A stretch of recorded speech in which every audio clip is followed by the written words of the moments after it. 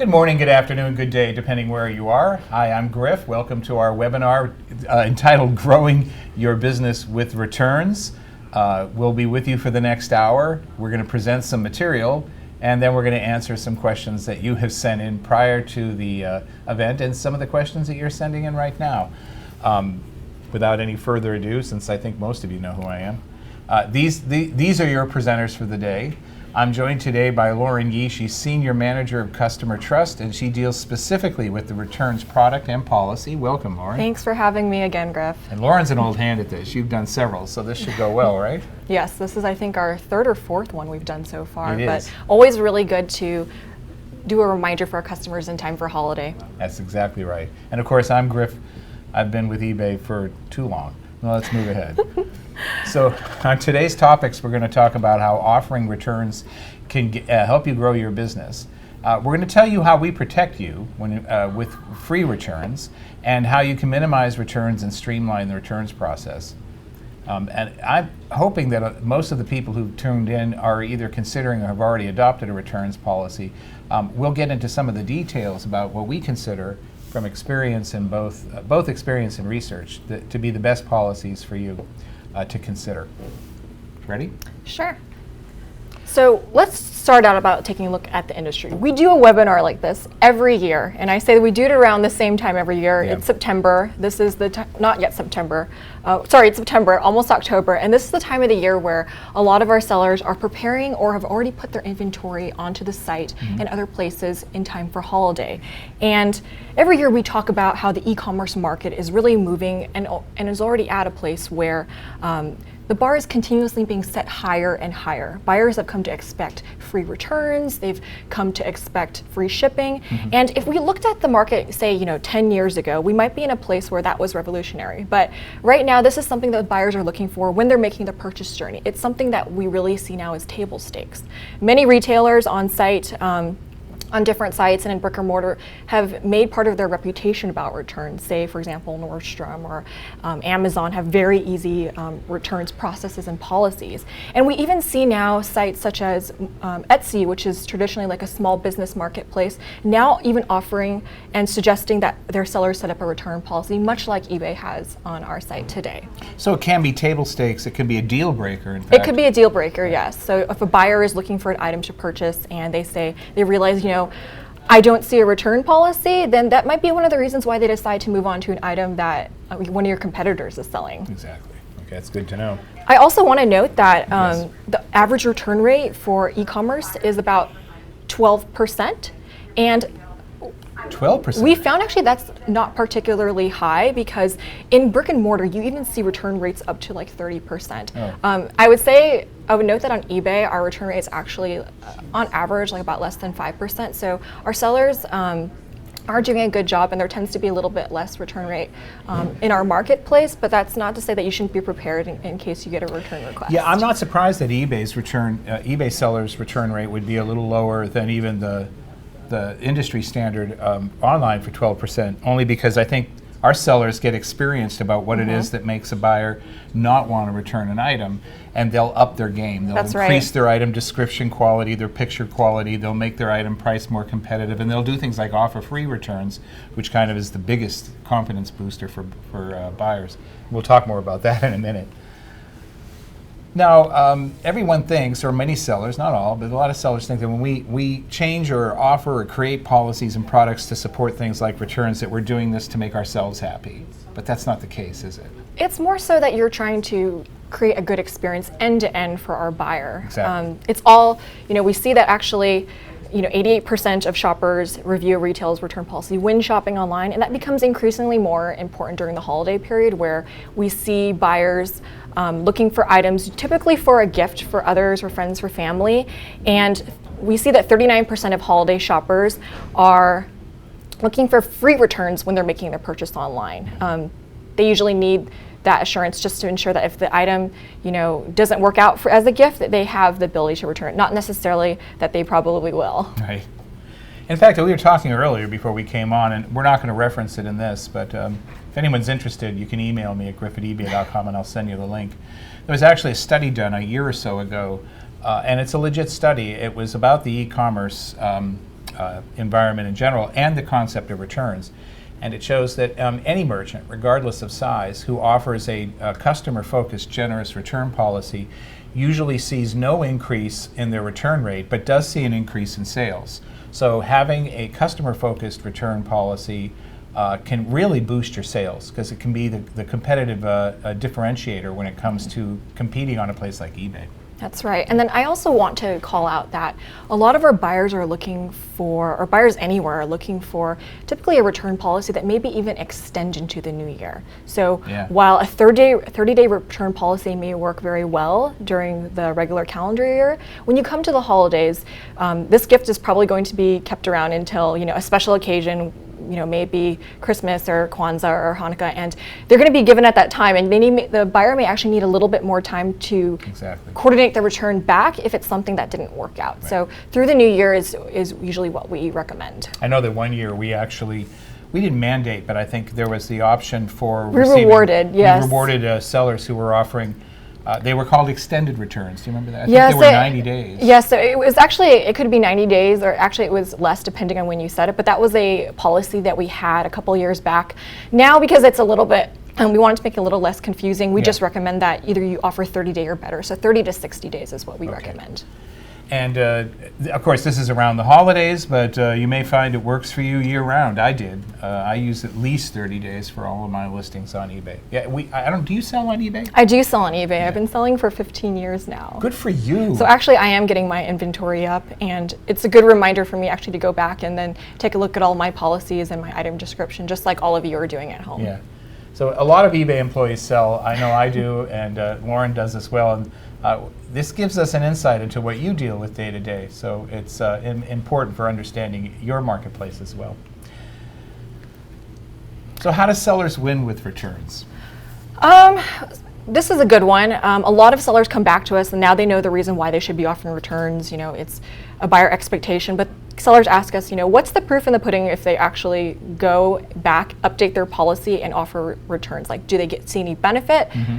What will they see?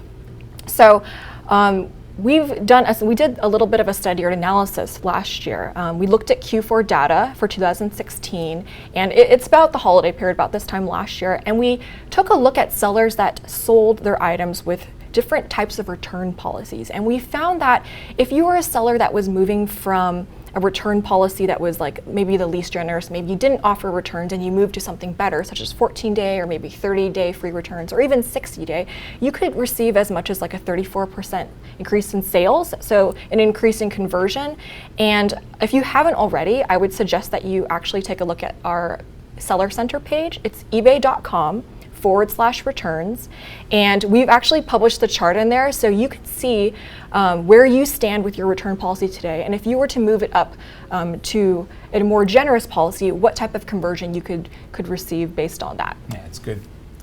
We'll talk about, on this slide, by the way, we talked about extra protection. So we're also encouraging this year that sellers offer free 30-day returns, because we will be highlighting them in the search, in the left navigational search. I saw on the site. There's a checkbox now. Yeah, that's new. That was just I think maybe 2 weeks ago. Yeah, and so if I'm interested in buying something, but I only want to find those listings where the sellers won't penalize me for my remorse or for whatever reason by forcing me to pay for the return shipping, I can just check that box and limit it just to the sellers who are offering free returns. Yeah, that's right. It's actually really useful when you're looking for items that you're buying. Not only will you be able to search as usual for like the item condition, the different criteria, maybe brand, sizes, but now free returns and returns accepted is one of the options that you can select as well. I love that. So if you're selling in the category I sell in, which is used men's apparel, please, whatever you do, don't offer free returns, because in that way I can get a boost from your return policy, or lack of. Because sellers are going to check that box. I know I will. So let's talk a little bit about the concept of free returns. And not to make light of it, but there are a lot of sellers who may not have had a lot of business experience with customer service and returns, and are a little hesitant to adopt this because they feel like this is going to end up costing me a lot of money. No, I think sellers should be surprised actually that this is a cost that like free outbound shipping that you can actually build into your business model. Yeah. People ask me like, what is free returns? It sounds just as it's described. It's a return policy where you are willing and able to actually provide the return shipping cost back to you, much like you would be offering free outbound shipping. Right. And when the buyer comes to you and requests a return, they typically can get a label on the site, and at that point, you will pay for the cost of that label, and the buyer can actually get the item back to you as soon as possible. So I found a way that actually works for me to build it into my business. I used to suggest one formula. I find one that for the last year has worked well, and hopefully as we move it forward. So eBay provides this really great data in the Seller Hub. Under returns, you can see your return rate That's for right. the previous period of time up to that moment. I use that on an annualized basis, that return rate, and it's usually somewhere between 1 and on a rough month, maybe 3%. I'll use that as the percent margin I'm going to add to all of the price of all my listings. And at that rate, for me, that's at the most maybe $1 or $2 per an item. And that is like a self-insurance. So I offer free returns, I don't worry about it, and that little bit extra that I add to the profit margin of all my items will cover the cost of any of the returns that I get that I ship back. That's actually a really good idea. It I works like really that one. well, yeah. It works well for me, so maybe that's something to consider. And then I also need to mention that when we say that we've announced as part of our fall seller update that when you offer free returns, we also give you a form of seller protection. Yes. We've had a lot of feedback from our sellers saying that, what do I do if I get an item back? I'm offering free returns, I'm offering returns, and the item comes back and it's still resellable, but it's perhaps missing something. It could be an open box item, maybe it's missing the instruction manual. What should I do? And is there a way to actually charge my buyer for that? And what we've done is now released a new refund flow where you see on the screen right now, where once the item comes back to you and you realize that maybe you have to charge the buyer for, I would call it like a use fee, you can select down on the drop-down menu a percentage from 0 to 50, up to 50% of the original item price, and actually charge your buyer based on that amount, and then send them a message on the site to tell them, why you're charging that amount. I usually like to reference my return policy, saying that, I realize, this came back. It may have, now it's an open item. It's maybe missing the instruction manual. I can replace all of these to actually resell it, but I'm going to charge you 10%. And so this just lets the buyer know that you are going to withhold portion of the refund. What happens in a case, I'm playing the devil's advocate, because Okay. I know some sellers are probably already asking this, I would. What happens in a case if I utilize that particular protection, but then the buyer disputes it and says, no, I want a full refund? Do they have recourse through eBay? So buyers can ask us to step in, but at that point, once you've given your refund, you should be done. It's now between the buyer and eBay to actually decide what happens in that case. And I would just recommend that you as a seller, you should just use this feature when it's necessary. We do give you this ability because we know that sometimes items come back and it could be missing a portion of it. But as long as you're using this feature in good faith, Yes. you should be good, even if the buyer comes back to ask us for help. But that's a peace of mind. So that's good news. I like it. I think we also should talk about what happens if an item comes back and it's entirely a different item. I know that's kind of, it doesn't happen a lot, It but doesn't, but it can. Yes, this flow also lets you ask eBay to step in, and in many times what we're able to do is eBay customer service will ask the seller for more information, such as photos, serial number, and then we can often cover that cost. So rest assured, you'll be covered. In all my time at eBay buying and selling, and it's now in November will be 21 years, I only had one instance where someone sent me something back that was not what I shipped them, and they were trying to be fraudulent. And I was calm. I provided eBay with the information, and the sales reps didn't know who I was, so they couldn't say it was like special treatment. And they after a few days found in my favor and refused to refund the buyer. So Oh no! Did you report the buyer in that case? I did report the buyer, and I actually filed a police report with the local police here because it's mail fraud. It was a $300 item, and they shipped me back a broken version of the one I shipped. Now I have to say, yes, it happened to me once in 21 years, and I have sold on average over that period of time about 500 to 1,000 items a year. So not a huge volume, but enough to be consistent. So it happens, but thankfully for you, it doesn't happen very often. Well, and eBay's backed me up. That's right. That's good. So are we going to walk through this then? Yes. What are we looking at here? So you're seeing on your screen, it's like a refund flow in which the item has come back to the seller. You are selecting, go to the next screen, Okay. in the drop down, 0 to 50%. Oh, I It's see. increments of 10% that you Yeah. can select. And then when you confirm that percentage and you click next, we ask you to tell us the reason why you're doing this or what message you'd want to send to your buyer. Good. And the buyer receives this message through email, as well as if they have the eBay mobile app downloaded, they'll also get the notification through their app as well. That's good to know. And then once you hit confirm, they will also see it on their screen when they receive the refund. Oh, if they go okay. back to the return. Yeah, sorry, it's a little details. slow there. So this is the screen where the you can type the message into the Yes. buyer. Okay. Yes. And then after you've clicked, what does it say? Continue, or I can't see the screen. I know, I apologize. I think the When text you is very small. When you click that blue button, whatever it says, it then confirms everything, and you know that the process has started. And if the buyer does want to dispute you deducting an amount from their refund, they go to eBay, and eBay will handle it from there. Yes, then it's only if they ask us to step in. Right, if they ask you. So it's probably wise before you even start to issue the refund, maybe you could even just send them a note beforehand, say, hey, I'm going to listen, well, it's in the process, so you don't really have to do that. But That's right. make sure you word it professionally and politely, and even a little regrettably. Don't be accusatory. Don't give the buyer a reason to get their own ire up and then say, well, I'm going to go to eBay. If you treat them nice and explain to them why you're deducting an amount from their refund, they're more than likely to say, yes, that's true, and leave it at that point. What's next? Oh, the best practices. These I love. These are pretty simple if you want to talk about the ideal best practice, right? Yeah, these ones are best practices that we actually recommend, I would say, all year round. Yeah. For those sellers in which offering returns is new for you, we're always recommending that you offer at least a 30-day policy or better. Mm-hmm. If you are a seller that is aiming for eBay Top Rated Plus badging as well as a discount, 30 days is actually the required policy. minimum, Yes, yeah. the minimum policy. We're also recommending that sellers offer replacements or exchanges if they can. Have you tried that out Well, this year, Griff? I have only for a few items because most of what I sell is one of a kind. Unique, okay. But I have had some, mostly like new cologne or fragrance, where I Mm-hmm. have a lot of it, maybe like 30 bottles.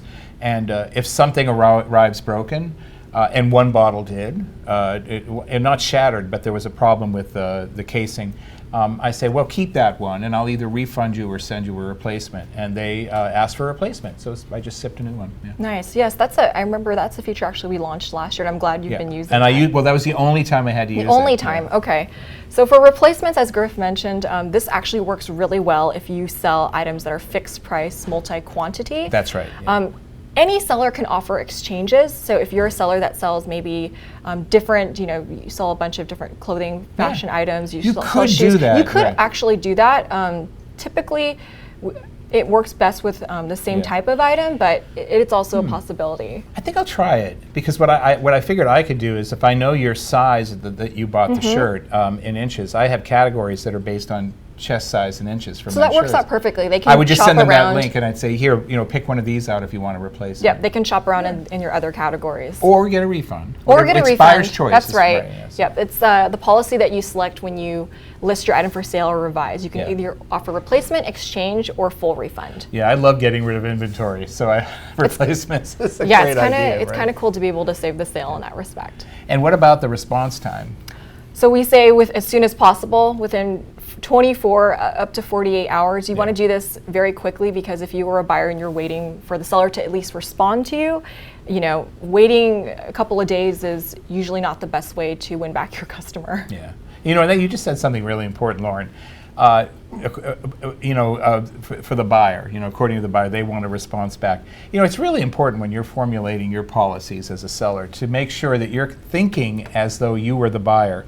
And a lot of times in conversations with sellers who may be exhibiting resistance to trying something that is more customer focused, I'll often say, well, tell me, you don't offer returns. Would you shop with someone that doesn't offer returns? They said, never. Well, you just answered your own question. So it's really important to put your buyer hat on and really seriously look at what you're doing from a buyer perspective and say, would I be okay with this as a buyer? And sometimes that's all it takes to really open your eyes and say, no, I think I have to do something different. And I'm sure many of our sellers are also buyers on the site. So Oh, yeah. you've probably gone through similar situations. I'm sure they have.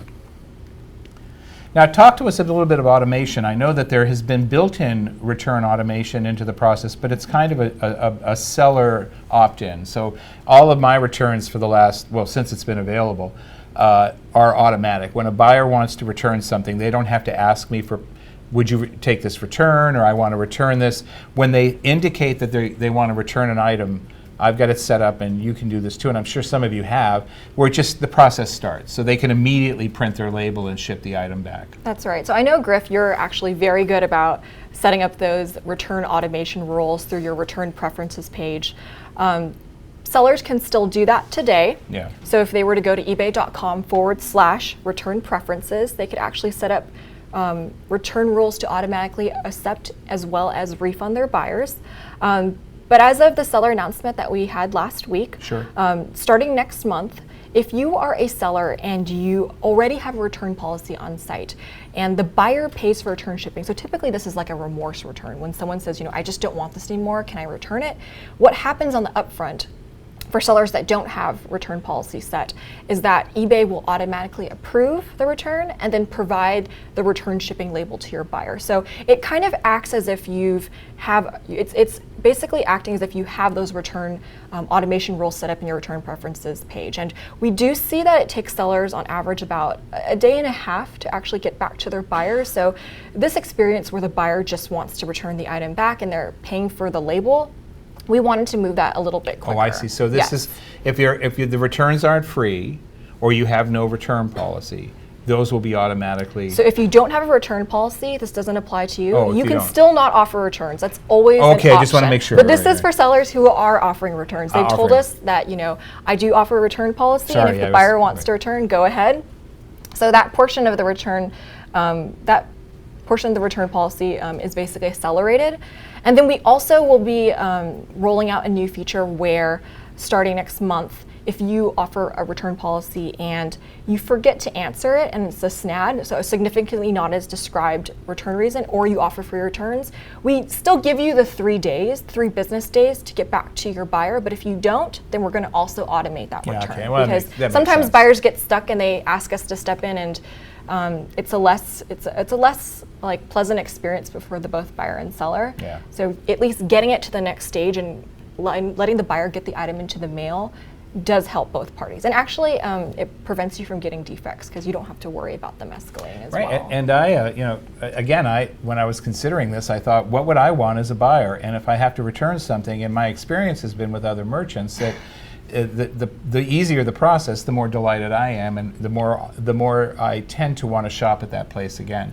There are only a few outlets outside of eBay that I'll purchase on it. Interestingly enough, most of them also have a presence on eBay, so you can go either one. But their return policies are set up so that I don't have to jump through hoops. If I'm not happy, I can just click a button and start the process. Mm-hmm. What I'd love to see, and I hope we can do this someday because most of the bigger merchants can do this, is when I buy something, there's a return label already there. That's right. Would be ideal. I love that suggestion. I know you mentioned it to me last week during our Facebook Live. It's been a week. Give us a little bit of time. We have it in our planning books, but I don't know if I have any time left. So we do hear that for larger sellers, they are already giving a return label in the box, and it's easier for some of the larger sellers who fulfill through other channels to do so, but we've heard that sellers on eBay also want that capability, so it'll be something that we're looking at for the future. Unfortunately not for holiday 2017, but soon. That's great. Without hope, we have nothing. So that's the automation part of this, and you can learn more, of course, about how to do this by going to the fall seller update or to the return preferences page. That's right. And you can set up your own rules. So you still have the ability to set up your own rules. I also note that if you set up your own return automation rules and they're more generous than what we are automating, so say that you want to give a refund up front, or you want to people do that. or you want to automate and accept all returns no matter the return reason, that of course your rules will take precedence over ours. Yeah, and there's some sellers probably watching and saying, well, how could I do that with my merchandise? You might not be able to. You might actually have a price point where that becomes really difficult to support. But there are sellers of mass quantities of a single type of item, and it may be an inexpensive $5 to $10 electronic accessory, for example, where for them, their logistics and operations, it's just not worth the processing time.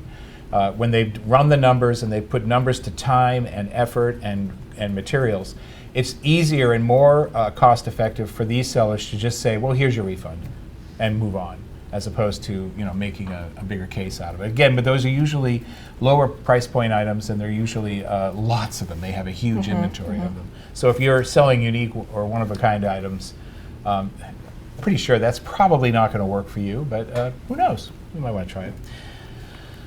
So let's talk about the return rate, and of course what every seller wants to do, not just because it's good for their bottom line, but it also keeps their customers happy, is reducing those return rates. That's right. So we talk a lot about how you can help manage or set up a generous return policy, but really, how a lot of sellers come back and ask us, like, how can they mitigate or reduce the returns that they receive on the back end? And I would say my recommendation is that the more time that you put upfront investing in setting up your item at the time of listing, or the more time you put at the point of fulfillment, you actually may reduce the number of returns you get on the back end just because of the additional, say, item description information you add on the upfront. So I'm sure that you use some of these when you are listing your items. I know I sure do. Yes. Provide complete, accurate product details. That one's an easy one. It's that time of item description. Let's get back to that one, because that can be also tricky. I'll explain why. Okay. Use product identifiers. This is the structured data that we tell our sellers that they need to fill in. Don't just skip over those portions. I know sometimes that I get a little bit lazy and I debate, should I actually be listing all of the colors in this one garment? You'd be surprised at what our buyers are filtering when they're looking for the item through search. So, list your brand, the sizing, as much information as possible. We always recommend at the time of listing that you use all of your available photos or images. You can list up to 12, or you can post up to 12. And if you were to use the product identifiers and we have a catalog image of that item, if it's a new item, then you can actually use those and supplement them with additional photos that you have. But if it's an item that's one of a kind or used, this is a good opportunity for you to actually take photos from many different angles. I like to give like a 360-degree view, close-up photos of the item, and that will help your buyer know what they're purchasing and potentially reduce that return when it comes on the back end. And eBay has some excellent tutorial type information on the site when it comes to taking better photos. So you can find that in the Seller Information Center. And we've had, I don't know if they're still up, I know there have been webinars in the past, but there's also a wonderful workshop from eBay Open called Take Better Photos, and you can view that in its entirety by going to the workshops from our recently held event at the end of July in Las Vegas called eBay Open. And you can find it at ebayopen2017.com. There's all of the workshops were videoed. And Take Better Photos is apparently, I've heard, just a really good workshop. So I know, because you're a pro, right, Griff? I know. I led you it. hosted, So yes. It was fun. We had a good time. So. Pack the item well. Right? That one's an easy one. I mean, I hope it would be. You remember, just use a lot of bubble wrap. Make sure your item is well secured before it hits the mail. You don't want it to be received by the buyer broken. And I find the quality of your packaging can make a difference as well. So I take really great pains to have excellent packing. I actually add to it. I wrap it in colored tissue paper. I use raffia to put a bow, or I use eBay shipping supplies as well. And everything is protected. For my shirts, there's a clear liner, plastic liner it goes in before it goes into the polyvinyl bag, and it's a resealable vinyl bag. Nice. The eBay, their vinyl bags are resealable, so if the buyer wants to return it, they can ship it in the same bag. And I know that you would think, well, what does that have to do with somebody wanting to return an item?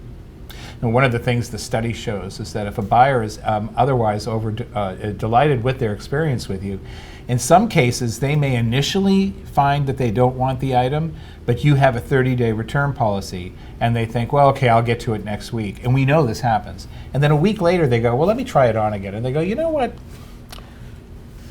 Actually, it looks better. This diet must be working now. I've lost 5 pounds, and now it even fits better. I think I won't return it. So that if everything up to that point has been a pleasant experience, you haven't accused the buyer of being dishonest, or you haven't shipped them a shirt in a pizza box. It happens. that buyer is more likely to say, well, you know, I think this is okay. I've had it happen twice to me. So I've had buyers open returns and I didn't get the item back, and I've contacted them and say, well, you know, on second thought, I think I'll keep it, I like it. Or I found somebody who can use it, so I gave it as a gift. So that can happen as well. And then use ship tracking right. This one's actually good to help you reduce like risk of the item getting lost or fraud. That's typically a best case suggestion that we give even on the outbound, because you want to know where your item is, and of course you'd want to be able to track where that item goes to. Yep.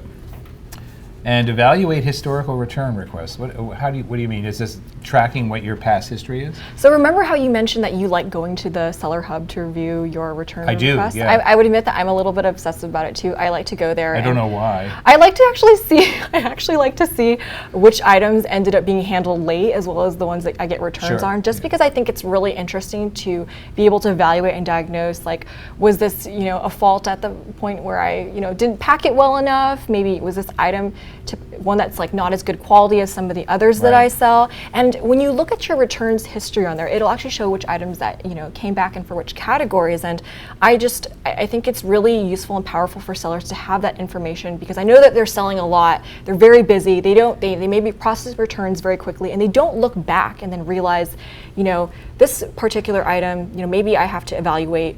So we also just evaluate your supply chain. We maybe need to evaluate this item is just not good quality coming from my supplier. You know, maybe I should not sell these the next season, or I'm going to clearance these and get rid of them. But just good information to have when managing your business up front. Yes, it's true. Sometimes an increase in a return rate could be that the quality of the item is just not up to par for buyers. Or you need, maybe if the item's very delicate, you need to pack it better. I think I've had some of those issues before, broken in the mail. So before we started this, just when we started the slide, I had a story about providing complete, accurate product details. So if you sell men's clothing or women's clothing, I know it's an issue for both, sizing is an issue. So just using the size on the tag is not usually enough information for the buyer, because sizes aren't standardized. So in men's shirts, a medium shirt that says M medium, it's meaningless. It could actually fit like what you think is a medium, or it could be too small or too large. The important thing is the inches measurement. The actual measurements of the chest. So I've learned this, as many sellers have over time. And most sellers put the measurements in their description, and I do. I make it very clear. But I was still getting people returning items for not fitting. So I've put it in many other places. It's now in the item condition. It's in the item specifics, and that reduced it pretty much. It's actually in the title of most of my listings as well. But it's never going to be perfect. So you always have to anticipate that even your best efforts won't protect or stop all return requests for a topic like this, for example. I just got a return from someone who said, it's a medium shirt, but it fits more like a large. Well, because the inches would indicate that. So my initial thought was, now what can I do next to make sure this type of buyer is not going to be disappointed in the future? So I have to think of even something more to add to it, which we will, so hopefully. That's actually a really good segue into our next slide. I didn't know. Reducing return rates across fashion, home and garden electronics. I know, Griff, that you sell a lot in fashion. I do, yeah. And we talked a lot about different recommendations. Is there anything else that really works well for you? I think what really reduced over time, and you know, it's hard to really say this particular practice resulted in this reduction, because they all work together. I'm constantly trying to improve my descriptions, my photos. I never rest. You know, I think you can always up your game. But at the same time, I realized that when I moved away from charging buyers for the return shipping to free returns, I got the single biggest jump I've ever had in my sales, and it was substantial. It was over 20%. Oh, wow. Increase in volume, and I hadn't really done anything else. That was eye-opening for me. So I think what we've talked about right now, up to this point, they're all important. But I can't think of anything I'm doing that hasn't been outlined here. Okay, I think what's also good, I know measurement sizing is useful. Sizing charts, I don't know, sometimes it differs between the different brands and companies.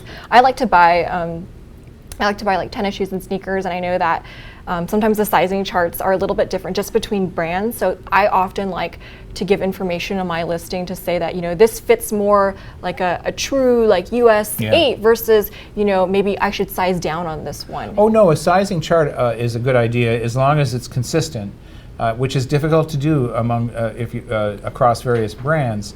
What I've had in my listings up until recently was an illustration of like either a short sleeve or long sleeve shirt, and simple indications of the 3 most important measurements. How you're measuring it. Right. That's so very useful, the actually. chest, you know, just a little bit under the arms, the length of the shirt from the top of the collar to the bottom hem, and then the length of the sleeve. And now listen carefully, because there's some sellers who do this wrong.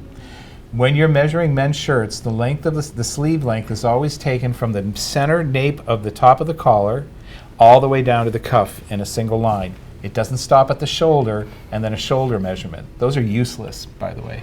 They're important for when you're building a garment. So if you have experience with using patterns to build a shirt, you know, sew a custom shirt, put it together, those are important measurements. But they are not measurements for when you're selling clothing, because those two are not going to be, they don't really reveal any information at all. So, if you're using one of those illustrations in compliance with a new policy change about secured links, if you're linking back to a photo of that and putting in your description, make sure that the link is a secure link, HTTPS. And some of our more popular third-party photo space providers like PhotoBucket have made that change so that you can still utilize their service. I believe it's a subscription service now, and then embed that photo in your description. But I had to take mine out. I was using Dropbox. It's not secure. I've taken it out of all my listings, and I have to, when I have time, put it up on a secure server so I can be in compliance with the policy.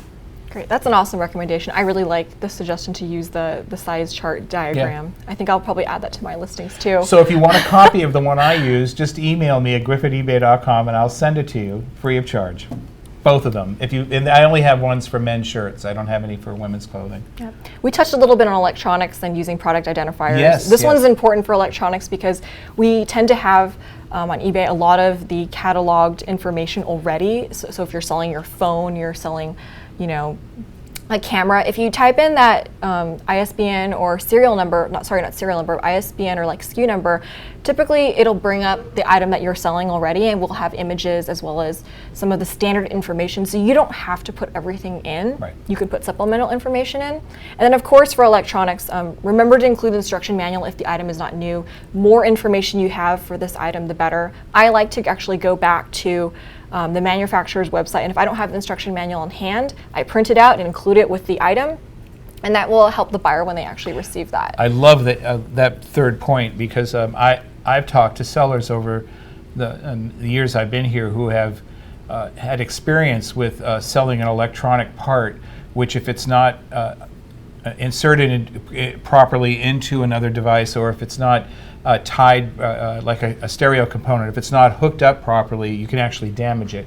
And they've learned from experience with buyers making the error and then damaging the product and asking to ship it back. They actually create little brochures that explain how to set up the product, how to connect it, how to insert it, what to be careful of, make sure the device is turned off, and that helps reduce the return rates for those reasons as well. That's awesome. So yes. if you're selling something in one of those categories and you have that experience, rather than fighting it or getting angry with the buyers, use it as an opportunity to create an information pamphlet or brochure, or just a one pager that you can insert with the item so that the buyer has the information that you know, and you can't assume they know and have it, so that they set up the product in the right way and don't damage it inadvertently. It's coming up. It's almost here if you count Halloween. So holiday tips. We're in that season already. Yeah, this is the point we've touched on earlier.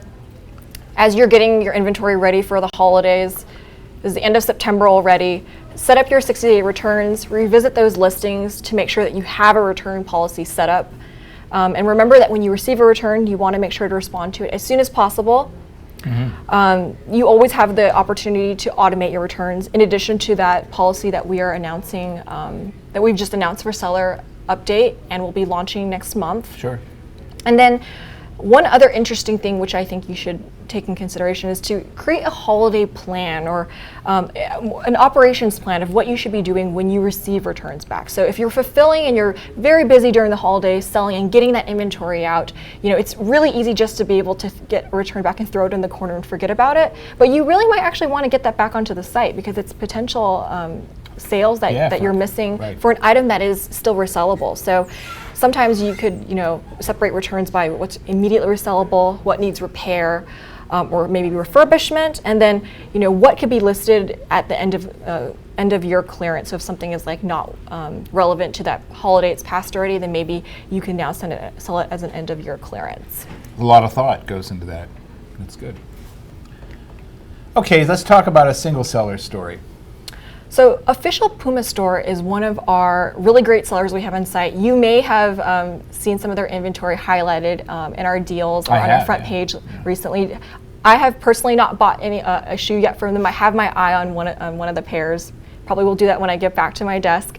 But they're really awesome because they actually not only offer free shipping, but they also offer free returns, and they've been really good about highlighting that as part of their subtitle. So I didn't realize that when you actually put a custom subtitle for your listing, it also shows up in search. So what they've done is that they have listed their subtitles, say Official Puma Store, free shipping and returns.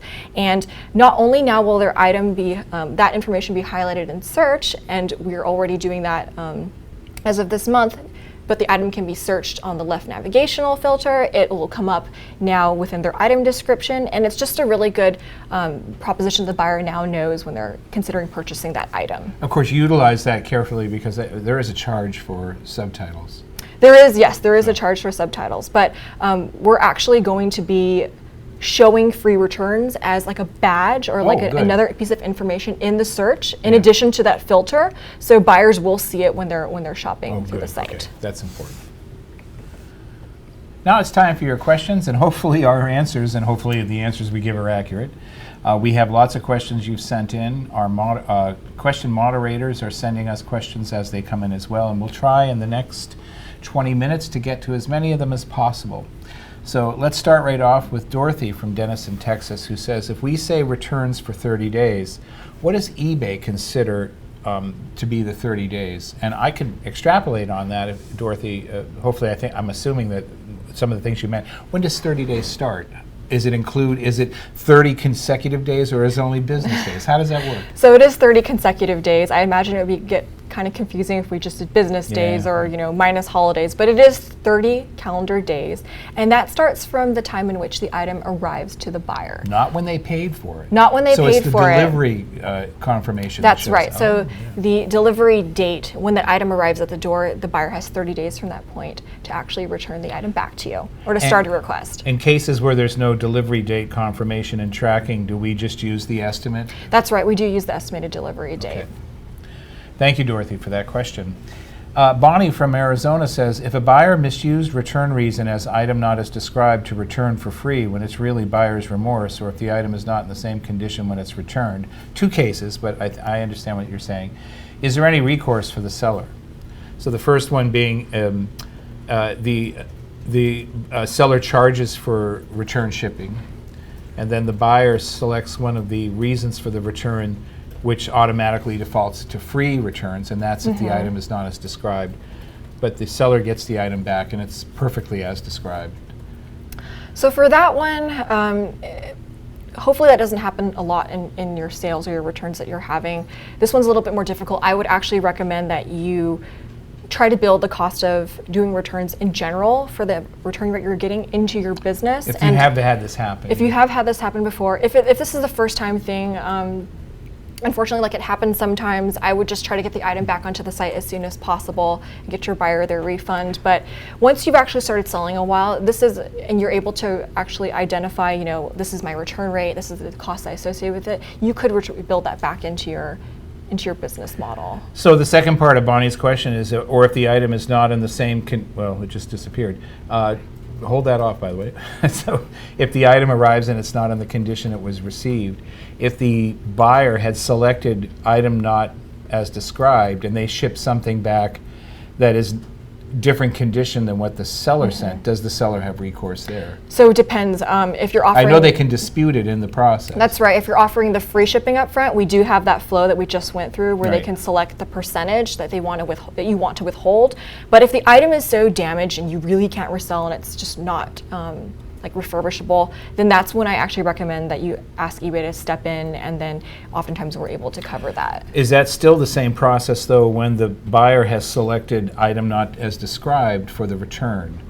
Will the seller have recourse to ask eBay to step in because the item the buyer shipped back wasn't significantly not the same condition? It depends on the situation. Like if it's just missing, a portion of the item that's very minor, like the instruction manual, maybe that's something that eBay might ask you to take that up with the buyer, but it really depends from case to case. Okay. Now, Cheryl from Temple, Pennsylvania has a really good question. Sellers are nothing if not great at finding out the hypothetical what-if questions, and they do have value even if they hardly ever happen. But this one, I can see this being something that might actually happen more regularly. If a customer uses the eBay shopping cart and purchases 10 of my items, and I offer free returns, and I ship them, together, I assume. What happens if they only want to return one item? And what happens if a week later they want to return a second item? Does that work? Yes, it should work. You as a seller will be receiving individual return requests, assuming that the buyer actually hasn't shipped one back already. Right. So just because they've put a bunch of items in the cart and paid for them all at once, and even if the buyer or the seller has shipped most, if not all, in one package, those are still considered single transactions. That's right. So there's no, because she asked also, will there be a limit to how many return buyers will be able to do on a single transaction if I offer returns? That's not considered a single transaction. It's a grouped transaction by multiple payment. transactions. Multiple yes. transactions with one payment. But technically the buyer could ask to return any of the items or all of the items in that particular transaction That's right. itself. Okay. Yes. Dennis from Indiana asks, are sellers protected on items that sell with free local pickup option? And if sellers are protected, then how is that protection implemented? Free local pickup items. So I'm assuming they're referring to the protection that we just showed on the webinar, the screens. That's actually for free return shipping, so it may work a little bit differently because you're actually not going through the returns flow. Well, I would say that actually may be exempted. Right. So it is an exemption. I know this. I know something. Yeah, can I? Teacher, I know the answer. So the way it works is that if you offer as one of your shipping options local pickup, it's free by nature, and the buyer at checkout selects local pickup, then actually all potential impact is off the table. So when the buyer goes to pick up the item, if they pick it up, everything is closed. They had the chance at that point to examine the item, and if they weren't happy with it, they could work with you on site right there to actually ask you, hey, I want my money back, keep the item, it's not what I thought. And in that particular case, the right thing would be to do that. But if the person takes the item home, that eBay is assuming that the buyer has inspected it and is happy with it. That transaction is closed. The buyer cannot ask eBay to step in for a return, cannot open a case saying it's not as described. I believe that's That is the case. true, yes. So if you're offering local pickup and the buyer accepts it, returns don't even come into the question. Now, you as a person, as a seller, may decide that if the buyer contacts you a week later and says, I really don't want this, you, at your own discretion, can say, well, okay, bring it back over and I'll give you a refund. But eBay's not going to step in and help the buyer with this one. That's true. You know a lot more about this than I do, it seems. No, I don't. You should be answering these questions, Griff. Want to change places? Maybe, yes. I don't think so. Lauren, you know more than I do. I just knew that one because it came up several times in the last year, so I had to go to you for research. So basically what I know about it came from you. You're so humble. So Chris from Hardyville, South Carolina asks, how does a 30 or 60-day return help a seller that sells used or pre-owned items that may be currently 5 to 20 years old? Well, that's what I do. So these are vintage items or used items. It doesn't, Chris, I would say it doesn't affect you any differently than any other seller on the site. A return policy that you offer is for that particular item, no matter the original condition that it was sold in. Yeah. So you can offer the same return policy that you would on used items as you do on new items. Yeah, I sometimes, I'm an antique collector, so I have a lot of stuff that I bought on eBay, mostly over the last 20 years. And occasionally I sell it, and I use the same return policy I use for clothing. If you're not happy with it, I don't care if it's a different category or how old the item is. If you're not happy with it, return it for a full refund. One of the cool things I do about antiques, though, is I actually tell people, so my return policy says 60 days. But if you want to return this item 3 years from now and give it back to me in pretty much the same condition and get a refund for the amount that you paid initially, I'm cool with that. It's an antique. I'm happy to have it back for what I paid a receipt for it. It's 3 years. Still an antique. Yeah, it's going to go up in value. So, but yeah, it's the return policy can work for any item in any condition, any age. Think of it again from the buyer perspective. I'm more likely to buy as a buyer from a seller who offers a customer-centered, centric return policy than I am if they don't. So, Tamara says from Maine, I sell a lot of antiquities, and it's very difficult to offer free returns when we pay shipping in both ways. Well, if you're paying for shipping in both ways, then you're not offering free returns. What do you mean you're offering pay? So I don't understand this. It's very difficult to offer free returns. Hypothetically. Oh, I see, where we pay shipping both ways. I'm sorry, that was my fault. They may just order it to have a look. Very different than a new consumer good. Is there a way eBay can help us set an expectation for this type of offering? So, Tamara, it sounds to me like, has this happened to you? I mean, it says they may just order it to have a look. It's possible, but not likely, since most people don't go through the hassle of buying something and then receiving it just so they can go, I just wanted to look at it, and then send it back. But so they don't. They're saying if I offer free returns, this could cost me, I suppose. So, but again, we have to say. I'm speaking for you, sir. You want to jump in? Go ahead. No, I'm saying that first off, you don't have to offer returns on everything. It may not make sense for your entire business. Right. The item may be just too big, or maybe a freight item, and you can't get that back very easily. I would say that you could try it for a certain portion of your inventory. Maybe those items that are cheaper to ship out and back, and you're willing to test out with those pieces.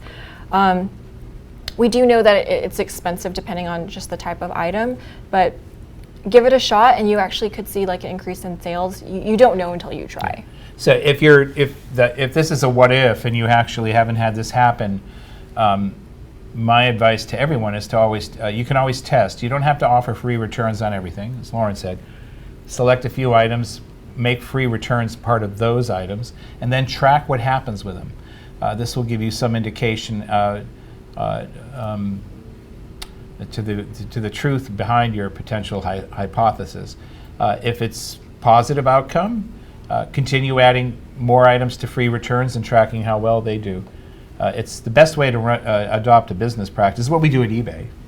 Almost everything we roll out now is incremental. So, I just saw, so this one's from Greg in Niagara Falls. Will there be an option to provide return authorization instructions or he says RMA number to buyers? And I think that already exists, right? Yeah, Greg, that's a good question.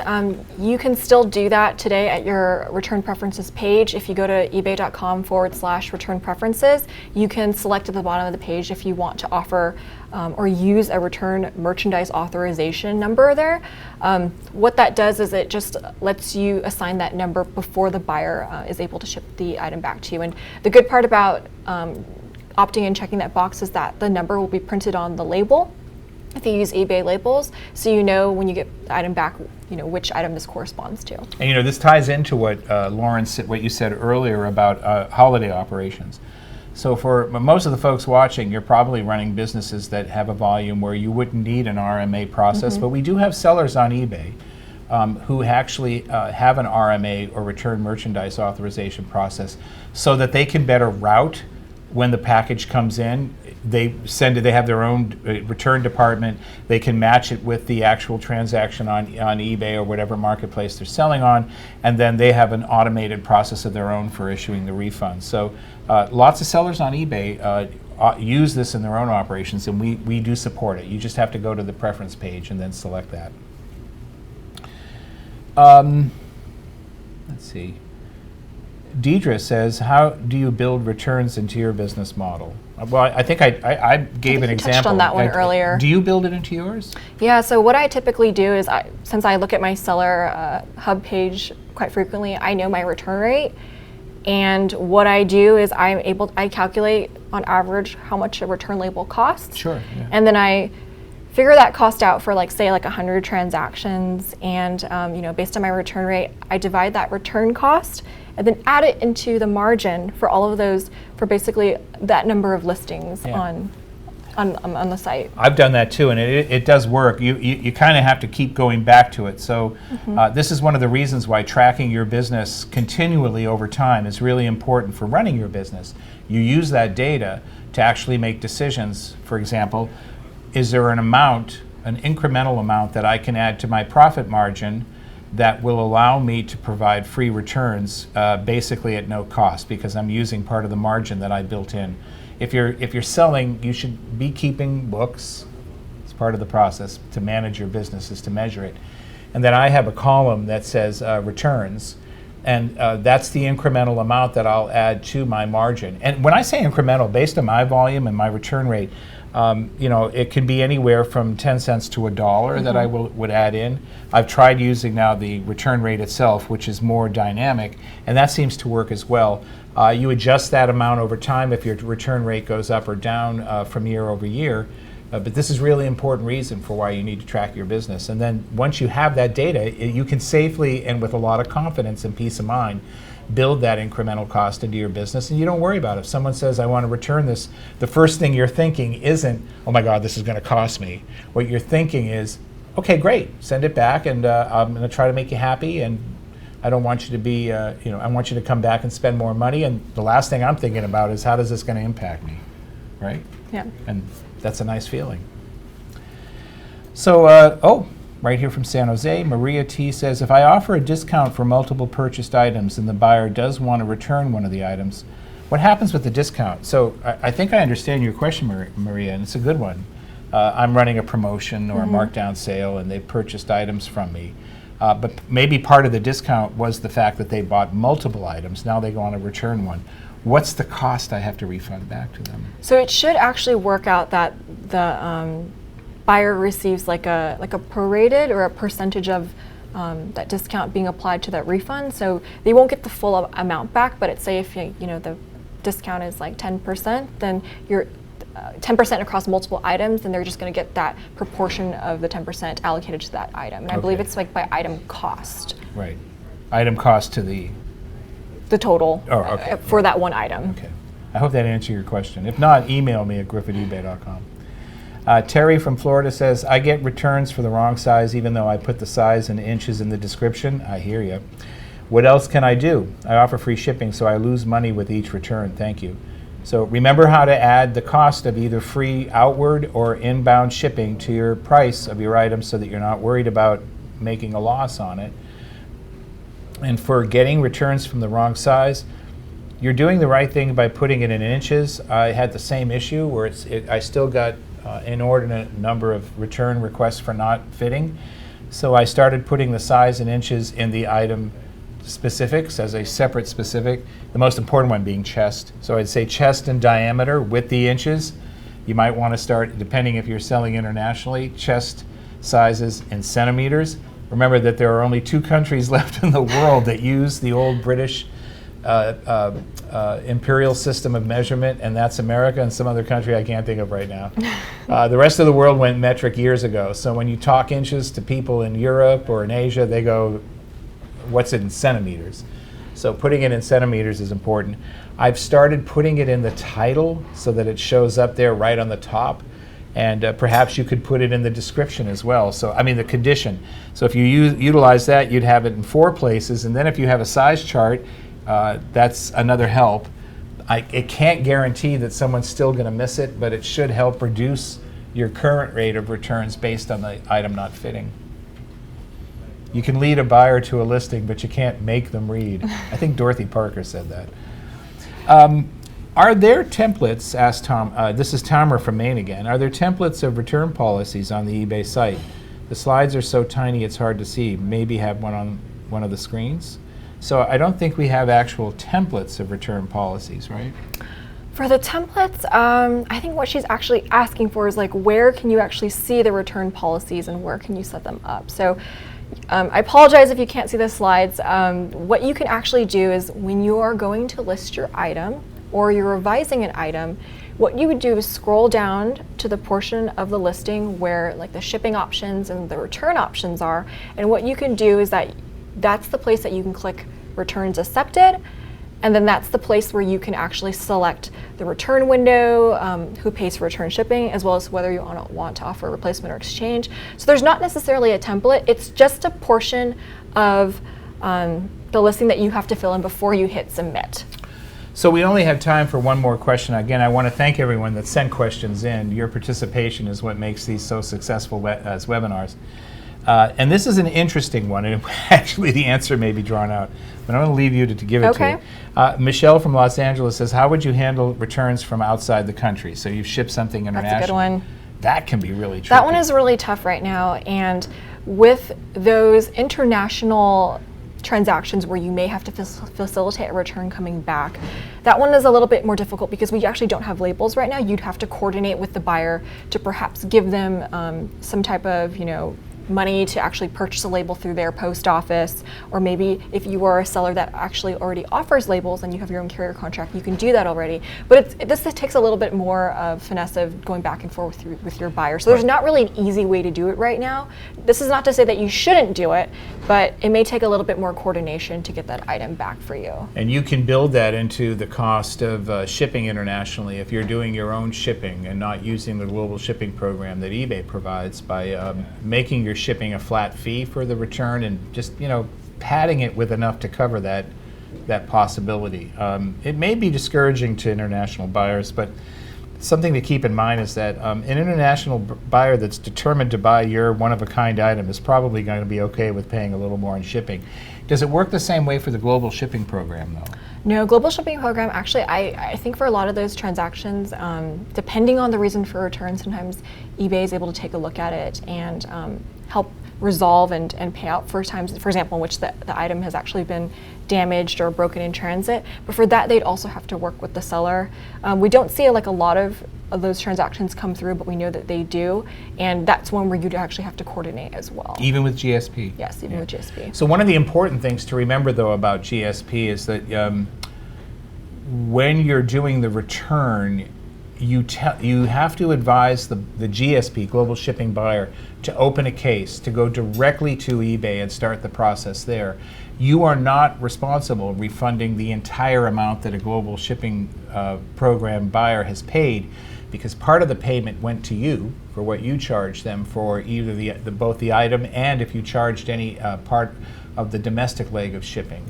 But you are not responsible for the amount that eBay added on to that for the international part of the shipping and also any custom duties or VATs or fees or whatever that were levied by the country. eBay pays for those or charges the buyer those. So in order to get the buyer the complete refund, you need to tell the buyer to go and open a case with eBay. This will not impact your status. The most you'll ever have to refund is the cost of the item. But then I know that eBay takes it from you. And it's actually, we call it a return request. Yeah, it shouldn't be a case yet. It's not called a case. It used to be called a case. Sorry about that, guys. Just go to advise the buyer to go and start the process from there. Whatever you do not return partial refunds to that buyer, either through PayPal or any other method. They won't be recorded, and it's just going to mess up the return refund process in the end. So thank you for that question. I got to illuminate that. Lauren, I want to thank you so much. It's always a pleasure. No, it's a pleasure to be here with you, Griff. Let's go another Thanks hour. so much. I can actually. I got another appointment.